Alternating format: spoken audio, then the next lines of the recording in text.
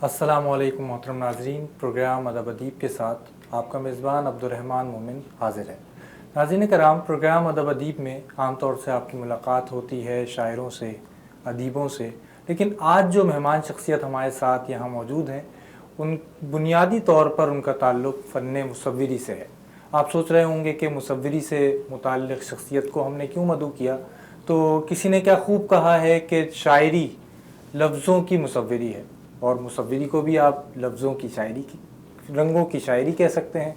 हमारे जो मेहमान हैं वो न सिर्फ मुसव्विरी से शायरी के ताल्लुक़ से जुड़े हुए हैं, बल्कि बहुत से अहम शोरा अदीबों की इन्होंने सोहबतें उठाई, उनसे फैज़ हासिल किया, उनसे सीखा, और उनकी सोहबतों का असर इनकी मुसव्विरी में भी नज़र आता है और इनकी शख्सियत में भी। मेरी मुराद है मोहतरम शाहिद रस्साम, मारूफ़ मुसव्विर हैं। उनका नाम, उनका काम किसी तारुफ़ का मोहताज नहीं। हम उनसे मुलाकात करते हैं। अस्सलाम वालेकुम। जी वालेकुम सलाम। कैसे मिजाज हैं? मैं ठीक, आप ठीक हैं? अल्लाह का शुक्र, बिल्कुल ठीक। गुफ्तगू का आगाज़ हम करते हैं इब्तिदाई ज़माने से, बचपन कैसा गुज़रा, और आपका चूँकि ताल्लुक़ फ़न मुसव्विरी से है तो सीख कर आप मुसव्विरी की तरफ आए, किस तरह आप एक मुसव्विर बन गए? आमतौर से लोग सोचते हैं कि स्कूल्स में पढ़ाया गया होगा या स्कूल में क्लासेस हुई होंगी, उसके बाद फिर आप यहाँ आए। मोमिन, बहुत शुक्रिया मुझे यहाँ गुफ्तगू का मौका देने का। मेरा बचपन जिस ज़माने में, उस ज़माने में अनफॉर्चुनेटली स्कूल में सिर्फ एक ड्राइंग मास्टर होता था। सही। और उससे ज़्यादा कोई फ़ाइन आर्ट का कोई तसव्वुर भी नहीं था। फिर मेरा ताल्लुक़ जिस कबीले, जिस क्लास से, लोअर इनकम ग्रुप या लोअर मिडिल क्लास जिसे आप कहते हैं हरफ आम में, उससे तो दूर दूर तक ऐसा नहीं था। लेकिन कहीं ना कहीं एक अंदर कोई एक चिंगारी सी थी। तो मैं स्कूल में अपनी क्लास के बच्चों की ड्राइंग बनाया करता था। उस ड्राइंग कुछ बेहतर थी तो सभी वो बच्चे बनवाते थे जो क्लास फेलोज़ थे। सही। तो एक हादसे ने मुझे इस तरफ बाकायदा तौर पे ये एहसास दिलाया कि तुम्हें यही काम करना है। हमारे एक ड्राइंग मास्टर थे, उन्होंने कोई 3 रुपए की किताब छपवाई थी। वो किताब साथ में बेचते थे और पाबंद किया करते थे वही किताब ख़रीदो। सही। अब मेरे पास 3 रुपए नहीं है, मेरी अम्मी के पास नहीं हो सके पैसे। अम्मी लोगों के कपड़े सी के हमें पढ़ाती थी कि बच्चे तालीम हासिल करें। मेहनत की माँ बाप ने बहुत सब। मेरे वालिद साहब मज़दूरी करते थे। और एक दिन क्या हुआ, वो क्लास में आए तो उन्होंने देखा कि सबकी ड्राइंग बुक वो है। अच्छा, मेरे पास बहुत छोटी सी पेंसिल थी जो मैं उसमें प्रकार में लगा के उसकी ग्रिप बना के और ड्राइंग बना रहा था। उन्होंने देखा और खड़ा कर दिया मुझे अपने धूप में।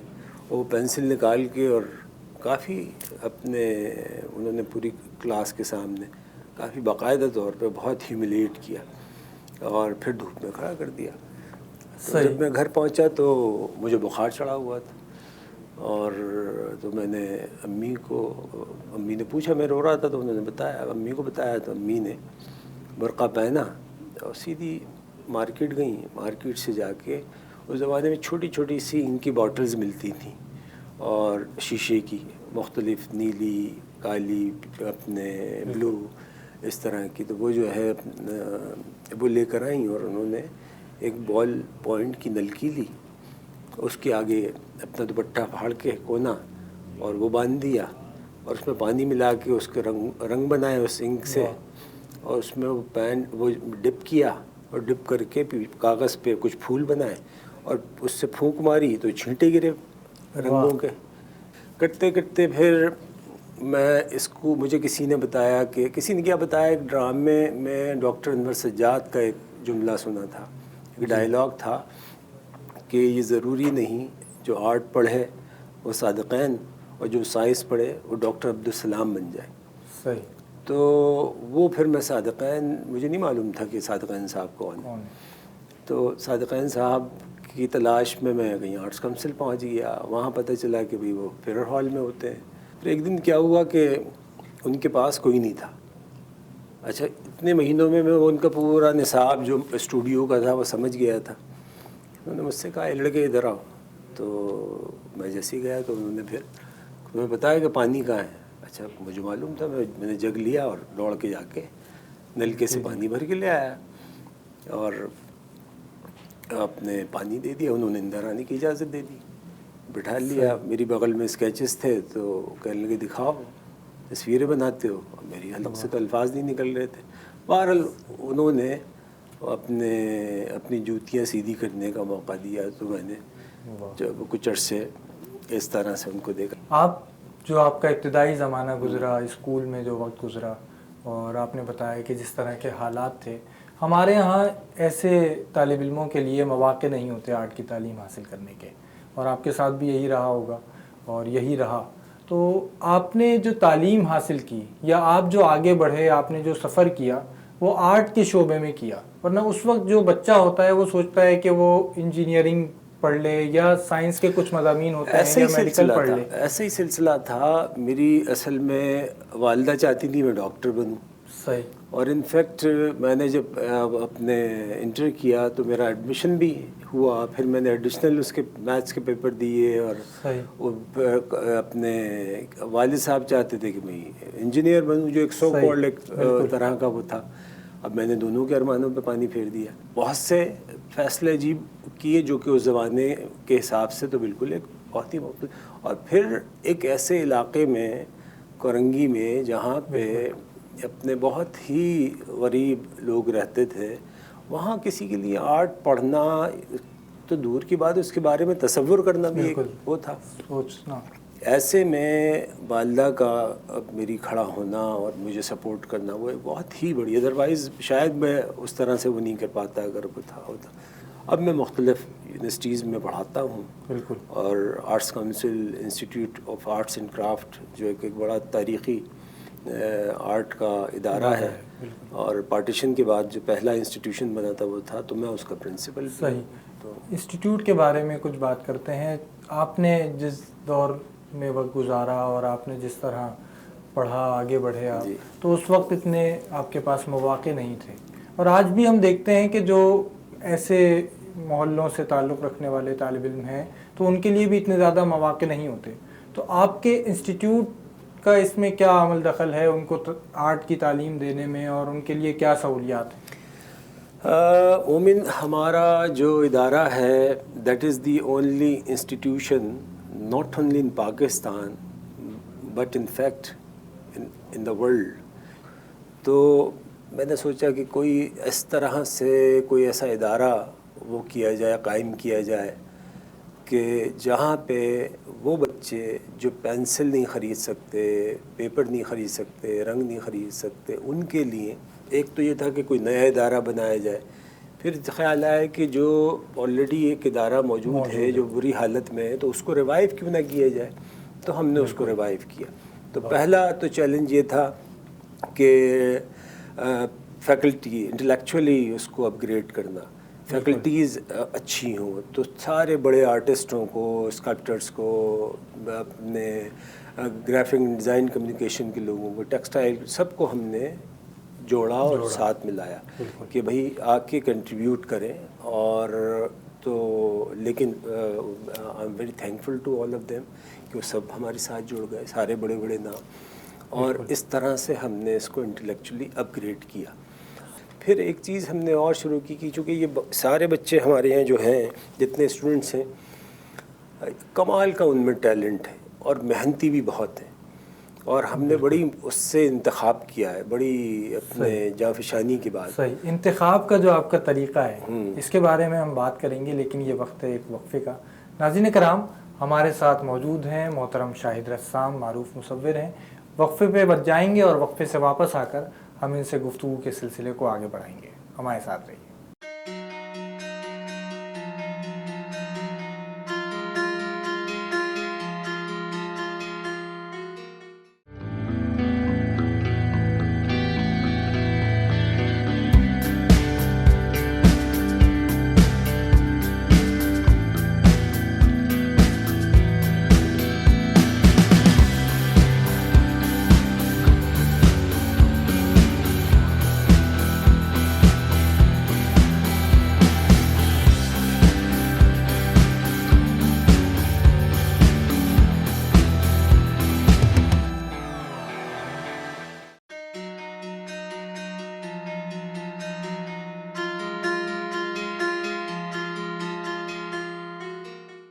मोहतरम नाजरीन, प्रोग्राम अदब अदीब में वक्फ़े के बाद खुश आमदीद। हमारे साथ मौजूद हैं आलमी शोहरत याफ्ता मुसव्विर मोहतरम शाहिद रस्साम। वक्फ़े पे जाने से पहले बात हो रही थी arts council institute of arts and craft की, और आप बता रहे थे कि उसमें बच्चों का इंतखाब किस तरह किया जाता है।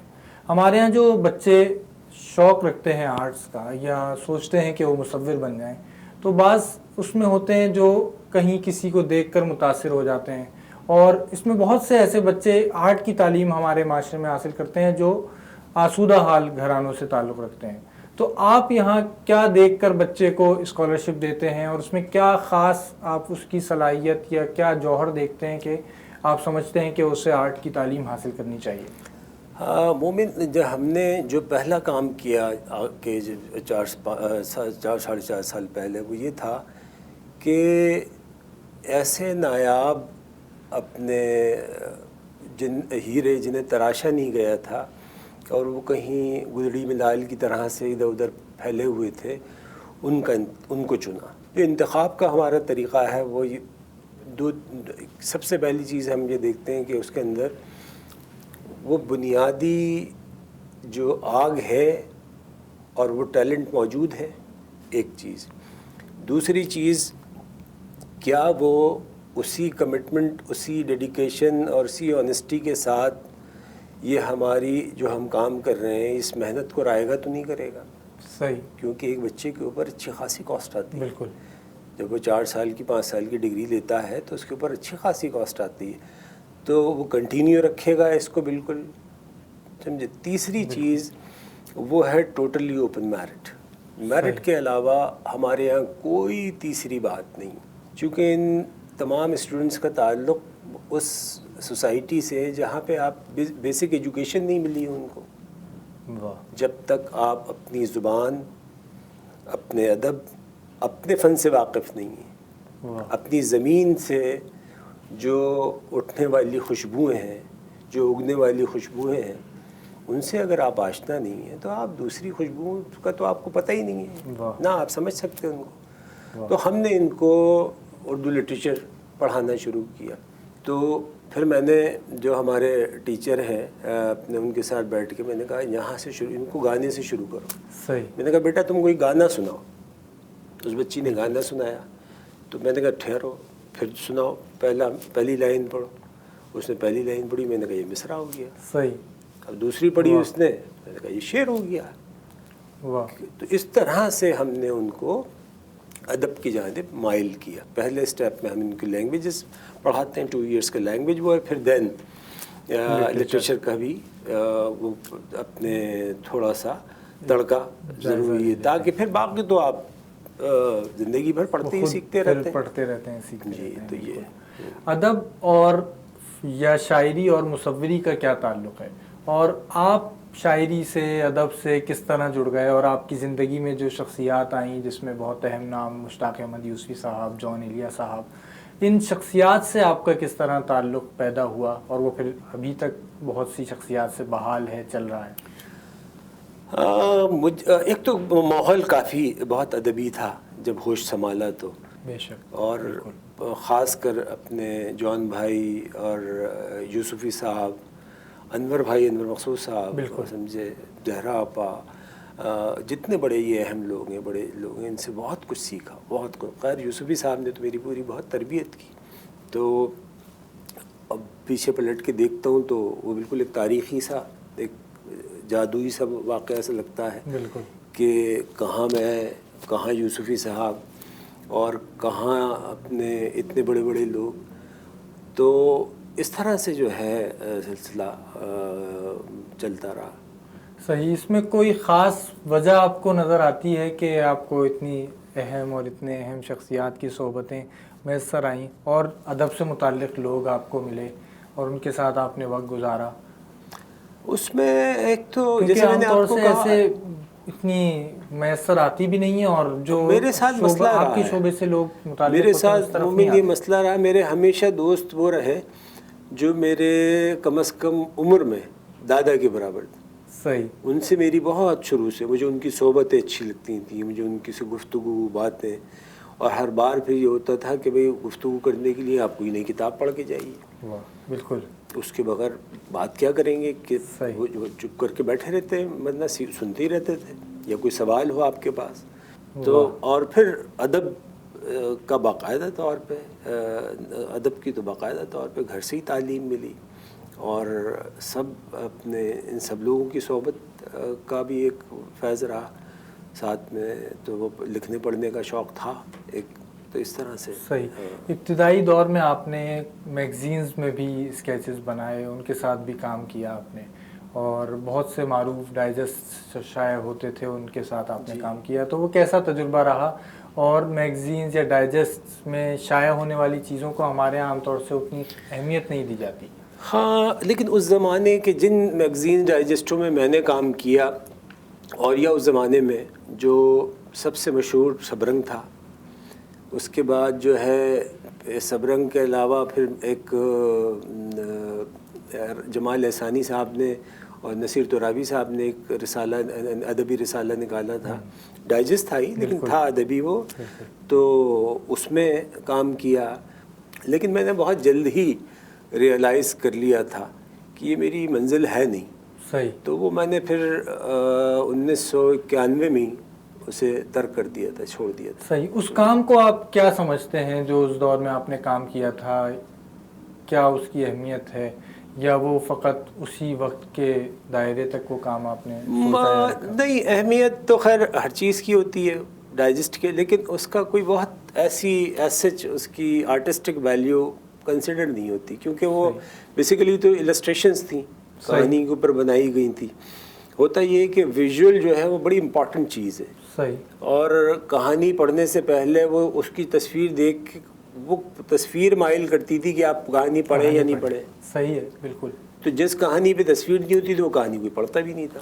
सही। तो वो बड़ा एक इम्पॉर्टेंट फैक्टर था उसके हवाले से कि वो सारे किरदार उसके अंदर बोलते हुए नज़र आते थे। तो एक हमारे यहाँ ये तासुर पाया जाता है, जैसे आपने कहा कि उसकी आर्टिस्टिक वैल्यू इस तरह नहीं थी, और डाइजेस्ट में जो शाया होने वाला अदब होता है या कहानी शाया होती है, उसको भी इतनी ज़्यादा अदबी हलकों में या अदबी समाज में उसकी अहमियत भी इतनी नहीं होती। आप क्या समझते हैं इसकी वजह क्या है? बाज़ औक़ात उसमें भी बहुत अच्छी तहरीरें, अच्छी कहानियाँ आप पढ़ लेते हैं, या जैसा आपने बताया कि वो जो काम होता है वो एक अपनी अलग कदर रखता है। हमारे मुल्क में ये है, देखिए रीडर डाइजेस्ट है, रीडर डाइजेस्ट में छपने वाले जितनी इलस्ट्रेशंस हों, इवन कार्टून्स हों, वो बाकायदा तौर पे आर्ट कलेक्टर्स का हिस्सा होती हैं, और म्यूज़ियम्स में, गैलरीज़ में एग्ज़िबिट होती हैं, उसकी अपनी अहमियत है। तो ये सोसाइटी का एक वो है, और कुछ चीज़ें वक्त के साथ साथ अनफोल्ड होती हैं। जैसे अब मैंने आपसे जिक्र किया डाइजेस्ट का, तो अब उसकी किताबी शक्ल में आ गया सबरंग, या और दूसरी चीज़ें उसमें जो छपी हैं, लोग उस पर रिसर्च करके निकालते हैं और उनको कंपाइल करते हैं। बिल्कुल। और वो अब लोग पढ़ते हैं, और उसकी वो अदबी, यानी उसकी बहुत अदबी अहमियत है। जॉन साहब को समझने के लिए अगर आपने उनकी नस्र नहीं पढ़ी तो आपको नहीं समझ में आएंगे। जॉन साहब की नस्र भी उतनी कमाल की थी। नाज़रीन किराम, हमारे साथ मौजूद हैं मारूफ मुसव्विर शाहिद रस्साम साहब। हम इनसे गुफ्तगू कर रहे हैं, लेकिन यहाँ जो सिलसिला कलाम है वो टूट रहा है। इसे जोड़ेंगे एक वक्फे के बाद। हमारे साथ रहिए।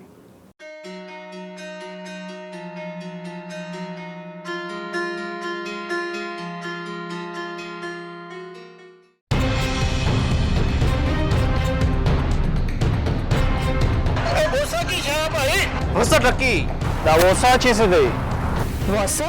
ये Vosa क्या है?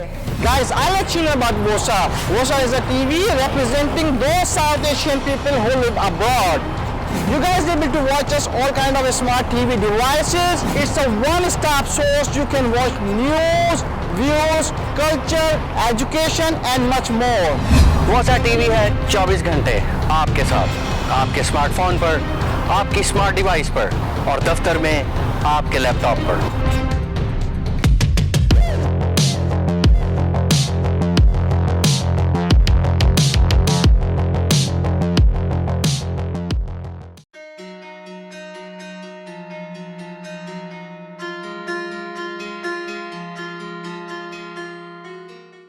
मोहतरम नाज़रीन, प्रोग्राम अदब अदीब में वक्फ़े के बाद खुश आमदीद। हमारे साथ जो मेहमान यहाँ आज मौजूद हैं उनका ताल्लुक़ फ़न मुसव्विरी से है, लेकिन उनका ताल्लुक़ इसके साथ साथ शायरी से भी है और बहुत गहरा ताल्लुक़ है। आपने गालिब के काम को रंगों की सूरत में लोगों को दिखाया कैनवस पर उतार कर, और इसके अलावा अहमद फराज और भी बहुत से शोरा की शायरी लोगों तक पहुँचाई। हम इसके बारे में भी बात करते हैं कि आपने शायरी को पेंट किया, तो ये कैसा तजुर्बा रहा? शायरी को पेंट किया, ये वो बहुत अरसे से ये सिलसिला जारी है। बल्कि पहली पेंटिंग मैंने अपनी पहली एग्ज़िबिशंस में फराज साहब ने मुझे अपनी गज़ल अपने हाथ से लिख के दी थी कि सुना है उसके शबिस्तान से मुत्तसिल है बहिश्त, मकी इधर के भी जलवे उधर के देखते हैं, सुना है उसके बदन की तराश ऐसी है कि फूल अपनी क़बाएँ कतर के देखते हैं। तो फिर मुझे जो है मैंने उसे पेंट किया। जुनू की दस्तगीरी किससे हो गर होना और यानी, वाह। तो इबादत बर्क़ की करता हूँ और अफसोस हासिल का। क्या कहने। तो फिर वहाँ से उसके ऊपर काफ़ी चीज़ें हुई। तो फिर मैंने एक अपने उसके ऊपर सीरीज़ पेंट की। आजकल मैं इकबाल पे काम कर रहा हूँ। सही। और मेरा ख़्याल है, मैं समझता हूँ कि इकबाल के साथ जस्टिस नहीं हुआ है। बिल्कुल जी। तो इकबाल को आप टोटलिटी में देखें तो फिर आपको अंदाज़ा होता है कि इकबाल असल इकबाल है क्या है। और जिस इंसान की ग्रेंजर की इकबाल बात करता है वो तो यहाँ किसी को मालूम ही नहीं, और ना दानिस्ता ये किया गया है। आपको वो इकबाल दिखाया गया जो असल इकबाल ही नहीं है। सही। तो इसकी क्या वजह है? शायरी में तो ये होता है कि लोग अपने अपने मानी भी ले लेते हैं। अब एक ख्याल ये भी है कि आप जिस नज़र से इकबाल को देख रहे हैं वो कोई और नज़र हो। यही तो हुस्न है, यही तो कमाल है आर्ट का। देखिए, आर्ट जो है वो सिंगल डायमेंशंस नहीं होता, it is always multiple, it has multiple dimensions, और बहुत सी डायमेंशंस तो टाइम अनफोल्ड करता है। मुझे अफसोस उस बात का है, जो हम दोस्तों में बात भी करते हैं, कि इकबाल को रिविज़िट और उसको री इंटरप्रेट करने की शदीद ज़रूरत है। और जब इकबाल ने अपनी ज़िंदगी में किताब लिख दी जो अपने री interpretation of Islam, construction of Islamic thoughts, समझे, तो आप जो है आप उसकी शायरी को दफन कर दिया आपने। तो एक हम्बल सी एफ़र्ट है, कोशिश है कि अपनी मुसव्विरी के ज़रिए असल इकबाल को दिखाया जाए, दिखाया जाए, लोगों के सामने लाया जाए। अब ये लोगों की अपनी राय है कि वो उसे पसंद करते हैं नापसंद करते हैं, मुझे उससे भी कोई फ़र्क नहीं पड़ता। गालिब का शेर याद आ रहा है मुझे कि असद बज़्म तमाशा में तगाफुल पर्दादारी है।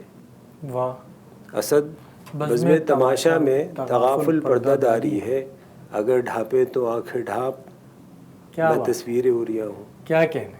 वाह वाह। तो ये है सूरत हाल। तो शायरी का और मुसव्विरी का क्या ताल्लुक़ है, और आज का जो मुसव्विर है, आपके बाद आने वाले मुसव्विर या आपके बाद आने वाले अहद के शोरा या दौर के, तो उनका क्या ताल्लुक़ है एक दूसरे से, और वो कितना एक फ़न से दूसरे फ़न को देखते हैं, समझते हैं, और अगर इन दोनों फ़नून से या किसी भी फ़न से गैर मुताल्लिक़ रहें तो क्या असरात होते हैं? मोमिन, ये बात समझना बहुत ज़रूरी है। शायरी, मुसव्विरी, मौसीक़ी, रक़्स, जितने भी फ़ाइन आर्ट्स के शोबे हैं ये आपस में इंटरलिंक्ड हैं। Not only fine arts, philosophy, science, तारीख़, इवन जोग्राफिया से लेकर कौन सा ऐसा इल्म है जिससे आपको बाखबर नहीं होना चाहिए। और फ़ाइन आर्ट की जो शोबे हैं ये तो बिल्कुल एक दूसरे के साथ वो हैं, इंटरलिंक्ड हैं, एक दरख्त की मुख्तलिफ ब्रांचेज़ हैं। जैसे पिकासो ने कहा था कि उससे पूछा कि भाई आर्ट का क्या फ़ायदा, क्या कमाल है, किसी भी सोसाइटी के लिए आर्ट क्यों बहुत ज़रूरी है। उसने कहा art washes out the dust from your soul. वो आपकी रूह पे जो जमी हुई गर्द है उसे साफ़ कर देता है, आपको बेहतर इंसान बनाता है। वाह। تو بہتر انسان ہوگا تو بہتر سوسائٹی ہوگی. بالکل. ہمارے آپ نے جب مصوری کے میدان میں قدم رکھا، آپ نے ڈائجسٹ میں کام کیا، اب اس وقت شاعری جو ہو رہی تھی وہ رسائل میں شائع ہوتی تھی، اس کے بعد جو ہمارا ابلاغ کا میدان ہے اس میں بہت تیزی سے تبدیلی آئی، اور تو اس نے شاعر کے مزاج پر بھی اثرات مرتب کیے، اور وہ ہمیں کچھ جلد باز نظر آتا ہے. وہ چاہتا ہے کہ وہ جو کام بھی کرے بہت جلد وہ لوگوں تک پہنچ جائے اور بہت جلد اسے پسند بھی کیا جانے لگے. مصوروں میں بھی ایسا کیا آپ سمجھتے ہیں یہ تبدیلی آئی؟ ٹیکنالوجی نے تو اوور آل سبھی کو افیکٹ کیا ہے، اور جلد بازی تو شاید آپ بہت ہی سافٹ لفظ استعمال کر رہے ہیں، امپیشنٹ بے صبرا بنا دیا اس نے. اور بے صبرا، اور ہماری تربیت جس ماحول میں ہوئی ہے تو اس میں تو پہلا سبق ہی صبر کا تھا. مہینوں نہیں سالوں تصویریں میرے اسٹوڈیو میں پڑی رہتی ہیں، آپ کو ری وزٹ کرنا پڑتا ہے، بار بار وہ کرنا پڑتا ہے. آج میں دیکھتا ہوں کہ ابھی تصویر ڈرائنگ مکمل نہیں ہوئی ہے کہ اس کی ویڈیو اور اس کے تصویریں وہ سب ریلیز کی چلے جا رہے ہیں. بھائی پہلے صبر سے بنا تو لو، کام تو مکمل کر لو پہلے. اسی طرح شاعری اور دوسرے اس کا معاملہ ہے. پکاسو کا ایک واقعہ بتاتا ہوں. پکاسو کے پاس کوئی آرٹ ڈیلر آیا پینٹنگز خریدنے کے لیے، تو اس نے کہا میرے پاس پینٹنگز ہے نہیں. تو وہ اسٹوڈیو میں ٹہلنے لگا، تو اس نے دیکھا کہ کچھ ایسی پرانے اسکیچز ہے یہ وہ پڑے ہوئے تھے. اس نے کہا کہ I want to have them. تو اس نے جو اس کی قیمت بتائی وہ کئی $1 ملین بتائی. تو اس نے کہا بھائی تمہاری جو بڑی پینٹنگز ہیں اس کی یہ پرائس ہوتی ہے ان اسکیچز کے جو ہے. تو پکاسو نے جو جواب دیا اس نے کہا دے ول ڈسٹرائے مائی امیج. واہ واہ واہ واہ، they are much more expensive. کیا کہیں. بالکل. جلد بازی میں تو وہ جان بھائی کا شعر یاد آتا ہے کہ حاصل کن ہے یہ جہان خراب، یہی ممکن تھا اتنی اجلت میں. کیا کہیں. تو پھر اجلت میں تو یہی آئے گا سامنے. واہ. ہمارے پاس وقت بہت کم ہے، اور ایک بہت اہم بات ہے جو ہونی چاہیے آپ سے کہ آپ مضامین بھی لکھ رہے ہیں، اور یہ سلسلہ کب شروع ہوا مضامین لکھنے کا؟ کیونکہ کچھ مضامین آپ کے ہم نے سنے اور بہت خوب آپ کی نثر ہے. بہت شکریہ، بہت شکریہ.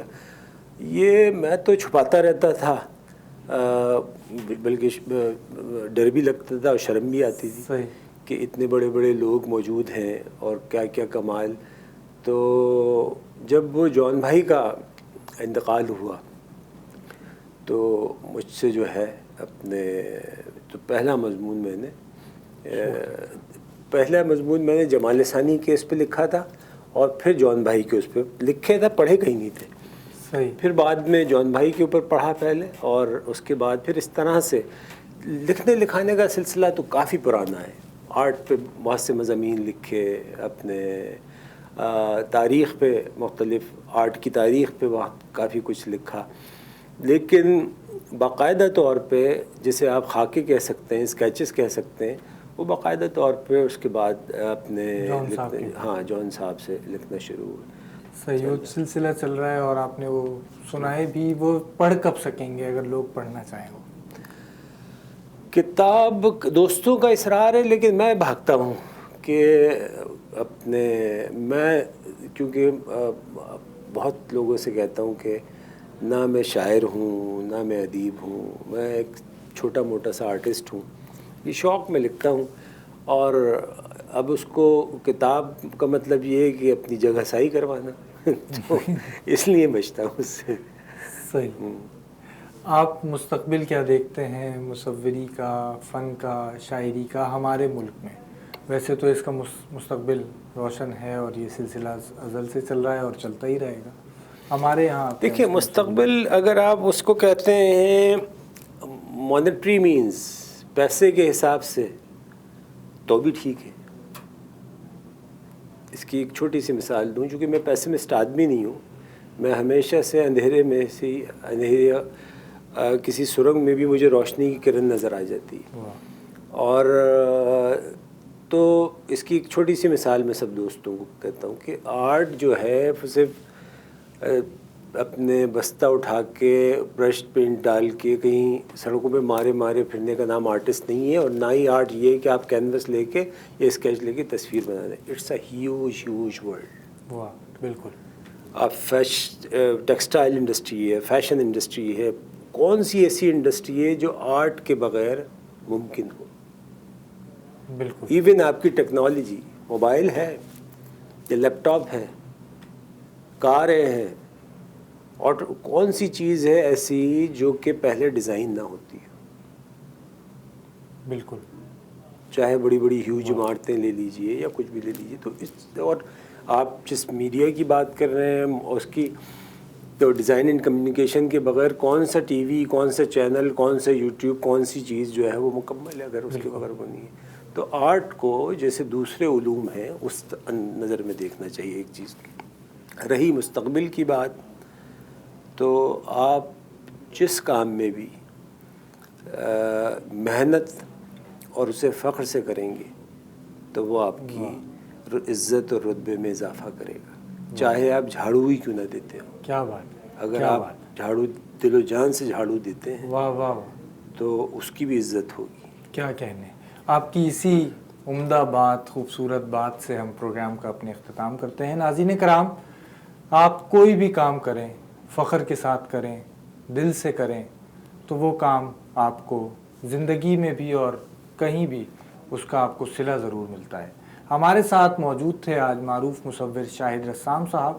آپ نے ان کی گفتگو سنی, ان کی باتوں میں آپ نے بہت سے ادیبوں کو بھی دیکھا, شعراء کو دیکھا اور مصوری کو دیکھا. آئندہ بھی ہم آپ کو ایسی ہی ادبی شخصیات سے ملواتے رہیں گے, اس امید اور دعا کے ساتھ کہ ادب اور ادیب ترقی کرتے رہیں. آپ کا میزبان عبد الرحمن مومن آپ سے اجازت چاہتا ہے, اور اجازت کے ساتھ ہی ہم شاہد رسام صاحب کے بہت شکر گزار ہیں. اللہ حافظ.